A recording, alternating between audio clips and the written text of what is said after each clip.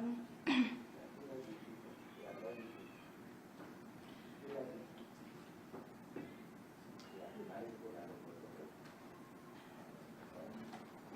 are commencing, colleagues. Greetings, Honorable Minister and colleagues.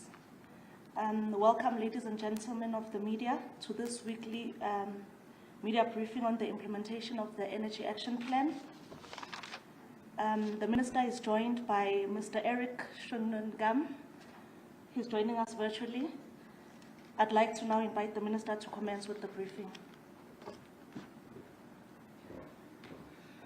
Thank you very much, Sakani, and good morning to everyone who's online, and also to extend my warm and sincere greetings to the viewers at home, and once more to extend our appreciation to members of the media for diligently attending our briefing sessions. I think they are important for us to be able to provide the account that is necessary and the transparency that we have promised, and I think it also helps to empower the general public on just an appreciation of where we are in relation to the Energy Action Plan. Let me start by further conveying our deep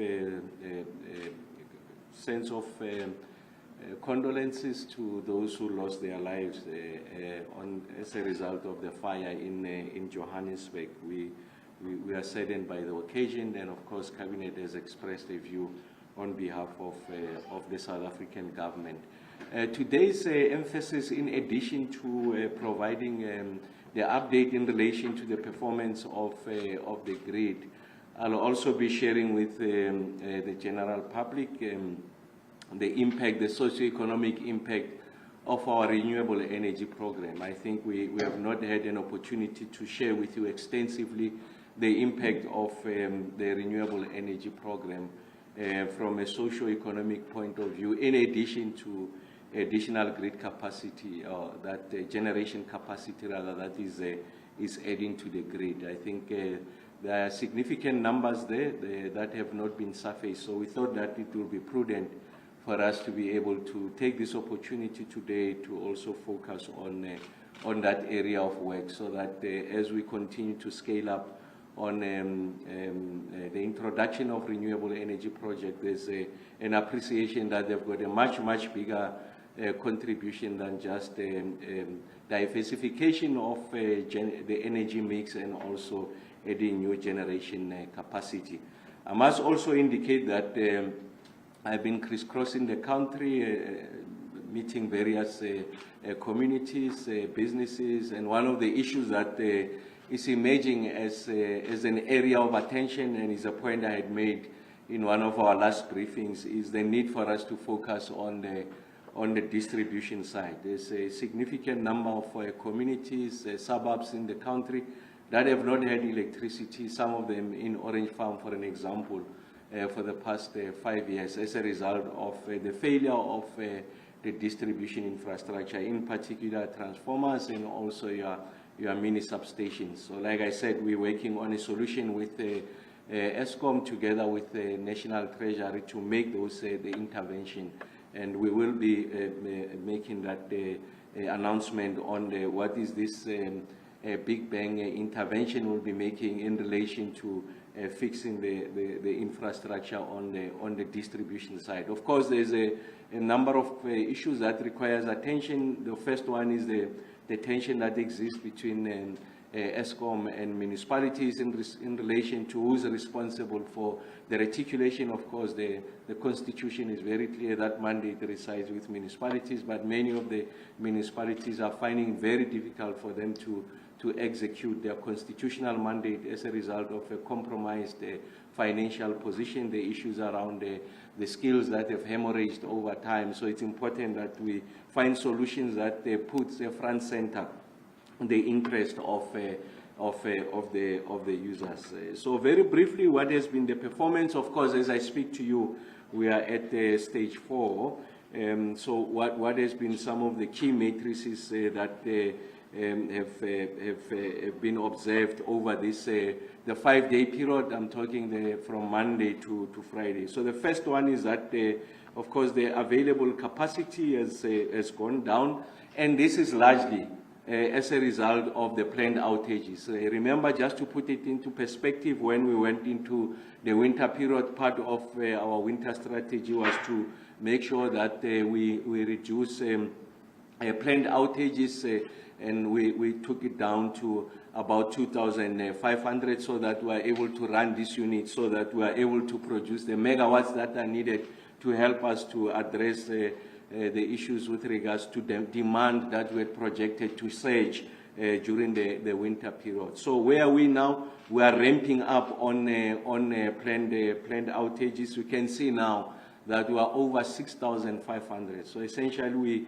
we're increasing this, if you like, close to about threefold. So that's where we are in relation to planned outages. So what is the point that we are making is that the current intensity of load shedding, as we are seeing it now, is primarily on the back of us ramping up on planned outages. It's important that I make the point that it could be expedient for us to continue to run this generating unit and undermine philosophy maintenance, the fact that they've been able to carry us through the winter period, and of course the attraction is that continue to run them, and of course you will not be having load shedding, or of course reduce the intensity of load shedding rather. But we have taken a view that when the machine needs to be taken out, the generating unit needs to be taken out, we are going to take them out. Of course, we'll do a computation of what that means in relation to the intensity of load shedding and where we are. We felt that because this is short-term planned maintenance, and of course the spares are available, we already knew what are the components that needed to be attended to. We don't foresee this to be long outages, and that's why we chose to take them out, and we'll continue to ramp up almost at this scale or even a bit higher in relation to planned outages. So if you like, this is a controlled, if you like, intensity of load shedding to allow us the opportunity to really get these machines to be fixed. And this, as a result of this intervention, you can see it also in the unplanned capacity loss factor, what we call the UCLF, is beginning to come down. I did say that our intention is to keep it at sub 15,000 megawatts. You can see that from the 31st and the 1st, again, we're at lower than 15,000 megawatts. Just to put this into context, when we went into the baseline period of May, this was upwards of 17,000 megawatts. When we did the winter outlook, the worst case scenario was saying that the rate at which these units could be failing on their own could take out potentially about 18,000 megawatts, and that was part of the worst case scenario, and we are beginning to take it down. So two key indices, the matrices are important. The first one is that the planned maintenance, we are ramping it up so that when these units come back, they come back healthy and are able to give us a significant amount of hours, and also performing at design capacity. And the second one is that as a result of that action, we are beginning to see that the units tripping on their own is coming down, and of course that is going to help us to address the available capacity, and we should be able to meet the peak forecast, especially during this period when demand is tapering. We can see that demand is tapering, and now it's averaging about 28,000 megawatts. To put it into context, when the winter period, it was averaging about 31,000 megawatts, and I think it reached a peak of about 33,900 megawatts. So essentially it has come down by close to about 3,000 megawatts, and we're using that opportunity to ensure that we take out the units and we get to fix them. And again, another excellent indicator here is on the issues of the outage slips. The period under review, August 28 to the 1st of September, the previous week, Monday to Friday, it is again at about 770 megawatts. Like I said, the outage slips really talks to the degree to which we were able to plan these planned outages. And as we take them out, we make the promise to the country that we'll return this unit by this date. And of course, we are returning this unit at the date at which we have promised. And this is an excellent indicator of the improved planning on the part of the executives at Eskom. And we really want to commend them for that work. Of course, I do provide a context, and the context is that you can see the trend line in relation to the planned outages.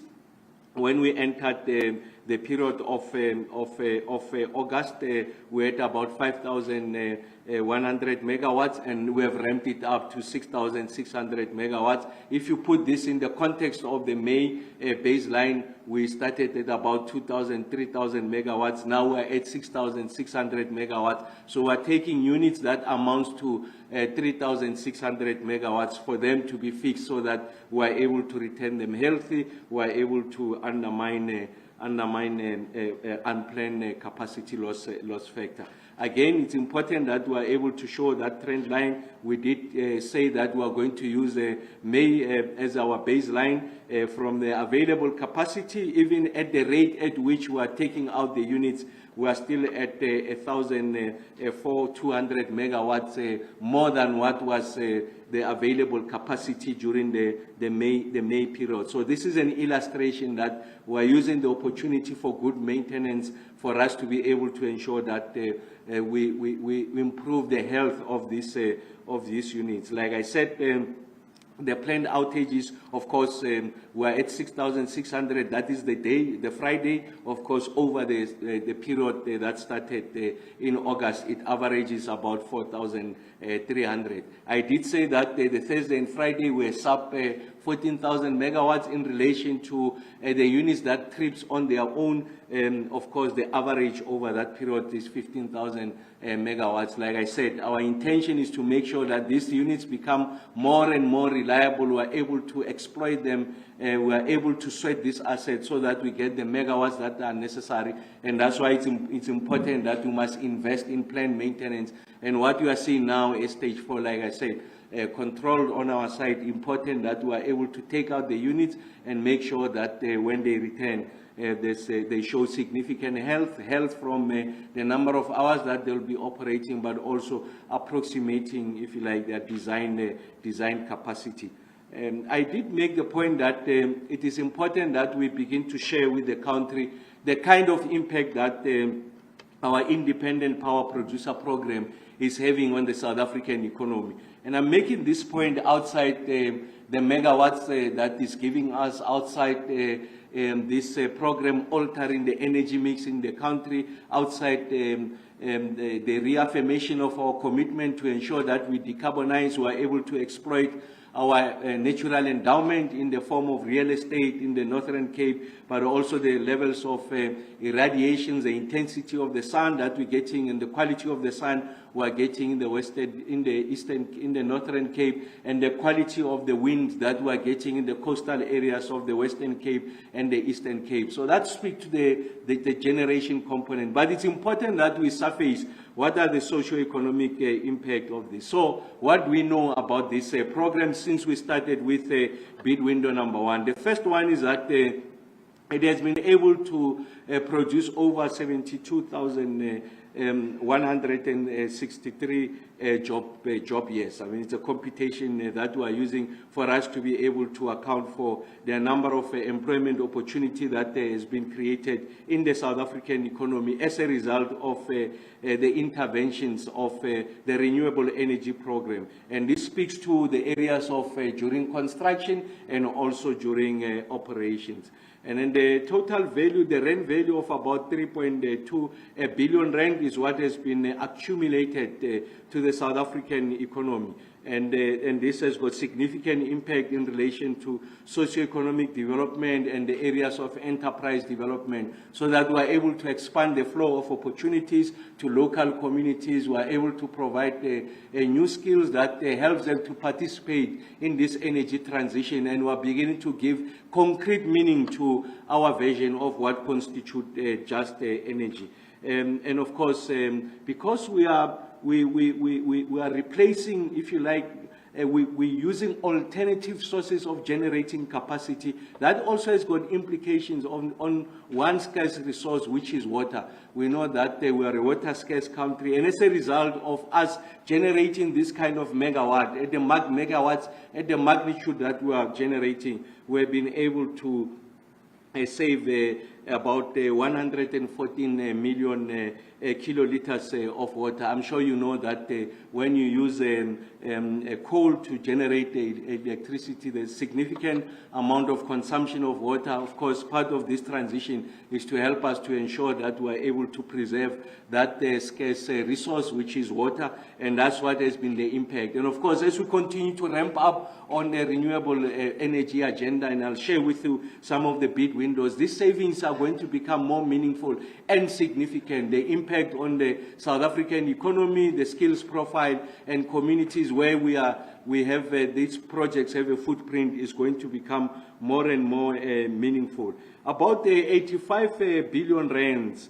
and this is actual spending, has been placed in the hands of black business to date. And this is significant as we talk about the deracialization of the South African economy. We are able to use, if you like, our transition towards cleaner forms of energy to ensure that they provide significant meaning on this agenda of the deracialization of the South African economy, and we are having new participants, new entrants in the form of black players, so that the democratic dividend is equitably distributed to all South Africans. And then we'll spend over 69 billion rands in relation to local content. So what does this mean? That there's been a significant industrialization of the components that are required, industrialization on the back of the localization of the components that are necessary to help us to decarbonize and transition. So that's important, because our view is that on the back of this transition, on the back of this crisis, we must be able to expand, if you like, the industrial base of the country, and we see the continent as a market, and that market is not only isolated to the South African domestic market. And on the back of this decarbonization, on the back of the resolution of this crisis, we are also able to address the challenge of unemployment. We are able to address the challenge of structural unemployment in the form of the skills that are required to support the kind of economy that we are constructing. And this economy, of course, will be underpinned by renewable energy sources. So it's important that we are able to build a cadre, if you like, of people with the requisite skills to help us to decarbonize. And then we can see that the local communities are empowered, they are not left out. Meaningful, about 9.6%, close to 10% of shareholding in these renewable energy projects. And then, of course, 38.7% is now in the hands of black players. So the point we are making is that there's a gradual improvement, participation rates of black players, local communities, so that we expand the flow of opportunities, and we're able to achieve the issues of qualitative and thoroughgoing transformation as a result of this decarbonization agenda. And we're beginning to see that the independent power program gives us that opportunity to be able to cement the efforts. And of course, the one area that has received the elevated attention hitherto is the issues around the reduction in the emissions levels. So we have been able to offset about 97 million tons of carbon dioxide as a result of this intervention. So the point we're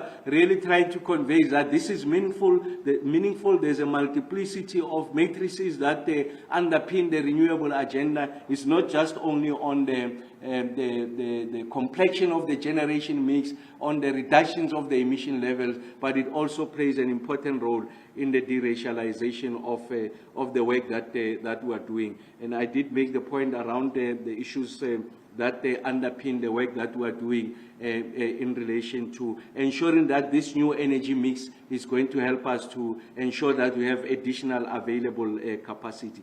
Again, we know that the IPP selected as preferred bidders, about 134 of them, and the electricity capacity procured through this process is about 11,904 megawatts. And the amount of investment, the total investment that we have made over this period. So I'm talking about the aggregate, not necessarily what has been, what is sitting now in the hands of communities, what is sitting in the hands of black participants, but essentially what constitute the aggregate investment into the South African economy. So it's about 334 billion rand. So you can see that what the renewable energy program has done has placed South Africa as an investment destination for those who are committed to the decarbonization agenda. And we are able to spread, if you like, the cake to make sure that the communities where these projects have a footprint are able to benefit from this, and also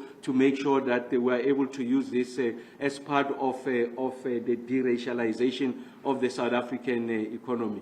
So as I speak to you, although there's 11,904 megawatts of electricity capacity that has been procured, it doesn't necessarily follow that all of it is now operational. So as I speak to you, of the 134 IPPs that have been selected as preferred bidders, given preferred bidder status, 90 of them are operational, and those that are operational are giving us 6,000 megawatts of the 11,904 megawatts. I think it's an important figure there. Although we have gone out, procured this 11,904, some of them are still in the stages of development, of construction, but the ones that will benefit the South African economy when the sun is out, should be benefiting over 6,180 megawatts. And the total amount of energy generated by the renewable energy sources is about 95,547 gigawatt hours. So that's significant.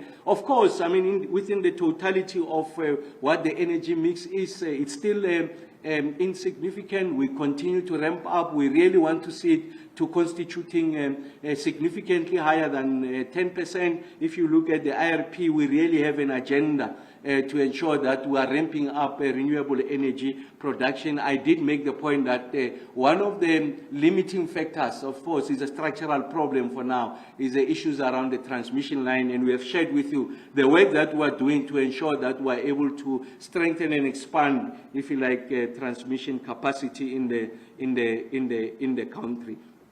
And one of the issues just to mention is that, of course, we are proceeding in relation to ensuring that we are going to procure additional renewable energy solutions as part of the Independent Power Producer Program.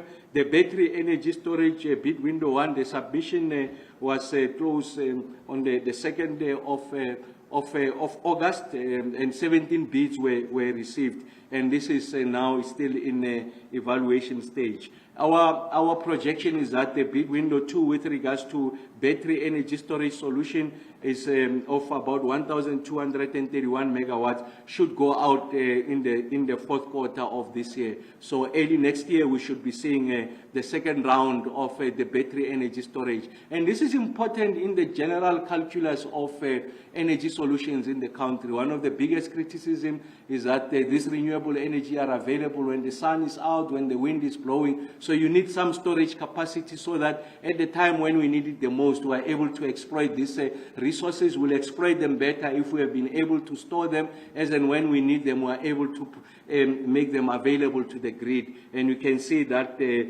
putting the bid windows, bid window 1 and window 2 on battery storage capacity is going to help in this exercise. And again, bid window 7, I did make the point, we're working DMRE to make sure that we go out on this request for proposal. I've made the point that we're going out to market, we're searching for 5,000 megawatts. It's a combination of both PV and wind that we are looking for.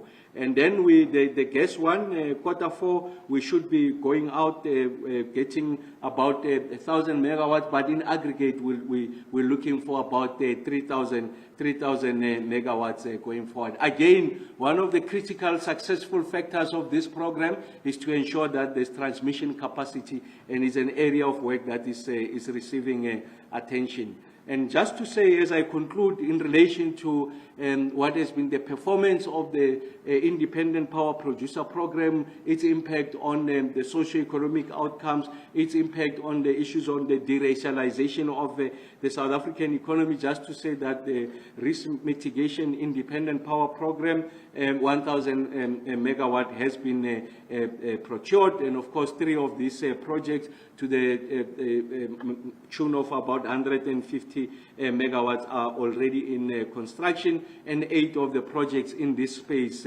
are getting to commercial close. On bid window number 5, you know, we went out. 9 projects are in construction to the tune of about 1,009 megawatts, and 10 projects again are getting to financial close.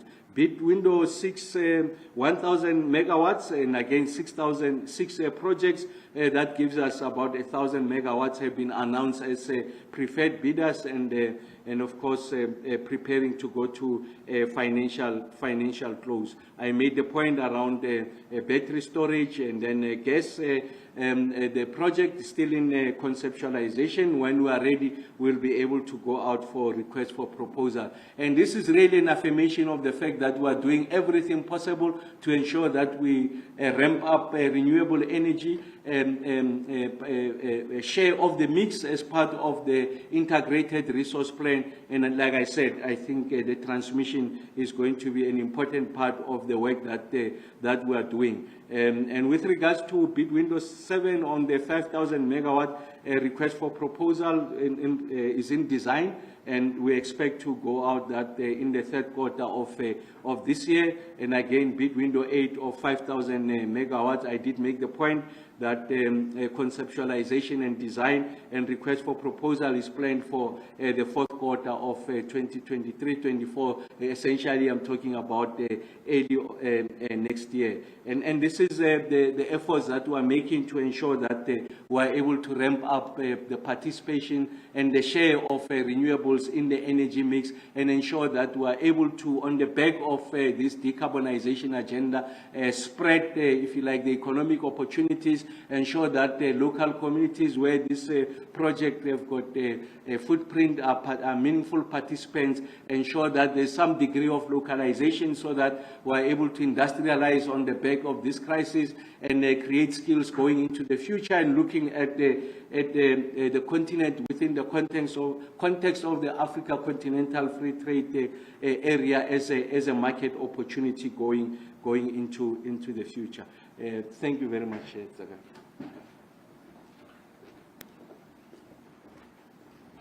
Thank you very much, Minister Kgosientsho Ramokgopa, for this very detailed update. We will now open the floor to questions from the media, starting with questions in the House, which will be followed by media questions sent online, which will be aired by our colleague Kgosientsho. By show of hands and by introduction, please, can we proceed with the questions?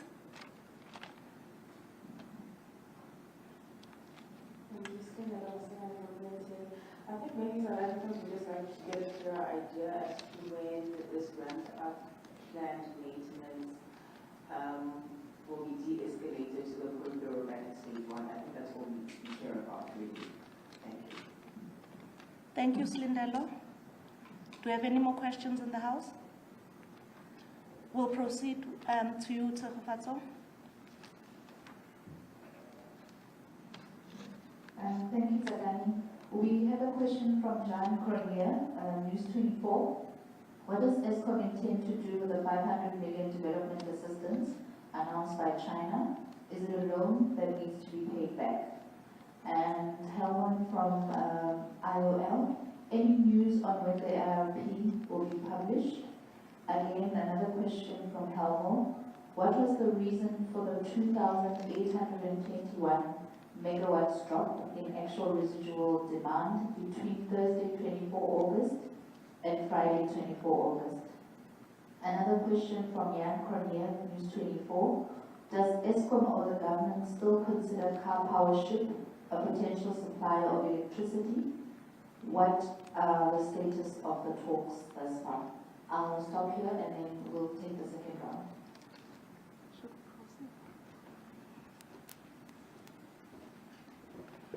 No, thank you very much, Slindel. Well, to get to lower stages of intensity, we need to do things right. Like I said, it's an expedient. We can choose as ESCOM and the players in the space that you don't fix the machines, you just allow them to run, and when they fail is when the time that we are going to fix it. So we have taken a view that we are going to do things right. We do have an appreciation of the kind of damage that is causing to the South African economy, but the damage will be much greater if we don't look after these assets. And like I said, I mean, it's managed. We will make sure that we really don't go to alarming stages of intensity of load shedding. We are doing things right. I think that's the point I've been making since I came into this position. We can take expedient measures. I mean, for an example, when we took out the unit at Kusile, the only operating unit, it was still running. So the most expedient things that this is a big unit giving you 800 megawatts, allow it to run. No, we take it out and we get to fix it. And that's the point that we're making. And like I said, I mean, you'll see, of course, ESCOM did make the announcement there's going to be an attenuation of this intensity starting tomorrow. But the point I really want to emphasize to the South African public is that we're going to do things right to avert what has been part of the problem historically that has landed us to where we are today. And we are confident that once I come to you and say we have resolved load shedding, I'll be having significant amount of confidence on the reliability of this unit. So we'll continue to do things right. They come at short-term pain, but there's going to be long-term gain. That's the point I'm simply making. In relation to the 500 million rand of facility that the Chinese have made available, I did make the point in the last meeting that there is still a subject of that discussion. So on the issues of the donation with regards to the equipment, we know that's a grant, there are no conditions attached, and then the 500 is still that the discussion that is happening. And we have made a commitment publicly that we'll share these things. We are going to be very transparent. And of course, what is going to underpin the conversation is the protection of the interest of South Africans. On the IRP, our discussion with Minister Mantashe is that we should be going out very soon. And really the projection was that towards the end of September. I'll come back to you because there's one or two things that we just need to firm up with the Ministry DMRE, and I'm confident that in the next discussion I'll be very absolute in relation to what is the time frame that we are looking at to release the IRP for public consultation. And with regards to residual demand, I'll allow our ESCOM colleagues to be able to answer that. On the issues around car powership, I did make the point that it's still a subject of the contestations in relation to the EIAs, the issues around what the objections are. It's something that is managed by Department of Fisheries, Forestry and Environment. At the right time, those announcements will be made. I know that in one of those applications, in fact, the developer had withdrawn the EIA application. They are going to revise it because they had acknowledged that there were fatal flaws in the initial submission. The other one, I think, in Kucha had to do with the issues around Transnet, the Port Authority there with regards to the chosen location of the berthing. It's something that constitute a conversation at that level. As and when these things mature, we'll be able to announce to you. But yes, I mean, just to the question, the point we are making is that we can benefit significantly on that additional capacity. So it's regrettable it's taking that amount of time. And one of the discussions we've had internally with my peers in government is to say that, look, if there's that delay, I think there's a case for us to do another process. We will do that process. So we'll wait for advice, essentially just for us to have an appreciation of the length of time it takes for those EIA issues to be resolved. If there appears to be intractable, I'm sure we'll find a solution on how to address this question going into the future. But the country can benefit immensely from that emergency procurement of about 3,000 megawatts. You can see that the system still continues to be under strain, and it's important that we are able to provide the kind of relief that is necessary as we prepare ourselves to the next cycle of winter. I think we need to build significant buffers as we are bringing new units onto stream. Of course, we have brought the the 2 units at Tutuka that have been on outage for a long time. They're generating megawatts, and of course we'll continue to give you update on the ones that are going to come back at Kusile Unit 5 and Unit 1, 2 and 3 before the end of the year. But it's important, like I said, for us to emphasize we need new generating capacity, and that's why we are ramping up. That's why we took time to share with you what we are doing in relation to renewable energy solutions. It's important that we have a specific focus on base load, and this car powership was meant to do that. Of course, it's taking an extraordinary length of time, and it's undermining our ability to respond and respond sufficiently in relation to new generating capacity.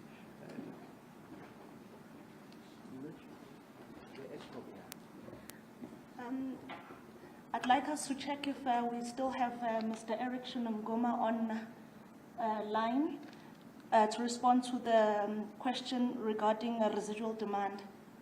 If not, we'll proceed with Tseho if we have any more questions online. Thank you, Sudan. We have a couple of questions online. One from Kgosientsho, EE Business Intelligence.